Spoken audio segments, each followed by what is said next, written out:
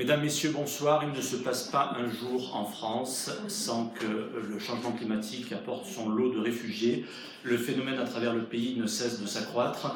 L'exemple à Bordeaux, en Gironde, où toutes les semaines on assiste à un véritable exode avec, vous le savez, une subversion de certains quartiers de la ville, des remontées d'eau salée dans les vignobles, des difficultés d'accès à l'eau potable, des logements insalubres, des proliférations de moustiques, bref, beaucoup de monde aujourd'hui est impacté sur la Gironde avec des conséquences économiques qui se font sentir dans tous les secteurs d'activité, essentiellement dans le tourisme, mais aussi donc dans l'agriculture et la pêche.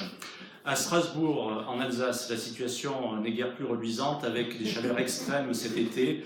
Vous le savez, certains quartiers sont touchés, notamment par des îlots de chaleur insupportables. Beaucoup d'habitants sont obligés de fuir ces quartiers et le phénomène ne cesse de s'amplifier, avec également des phénomènes, décidément c'est assez catastrophique, de sécheresse le long du Rhin, et une mutation des économies, notamment dans le massif des Vosges, puisque les stations de ski, vous le savez, ont fermé déjà depuis plusieurs années, et on assiste également à une baisse de la fréquentation touristique. Heureusement, ce tableau n'est pas totalement sombre ou noir.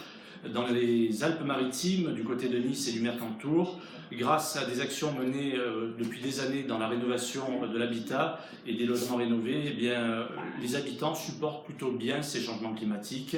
On assiste quand même à un reflux vers l'arrière-pays avec de plus en plus de personnes qui s'installent en zone de moyenne montagne grâce à des températures plus clémentes et des conditions de vie plus satisfaisantes.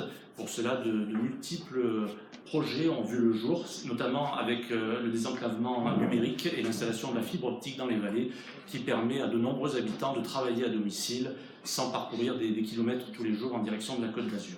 Voilà donc pour ce petit panorama sur ce qu'on pouvait dire sur certaines régions de France à travers ces phénomènes climatiques et leurs conséquences ces dernières années sur le pays.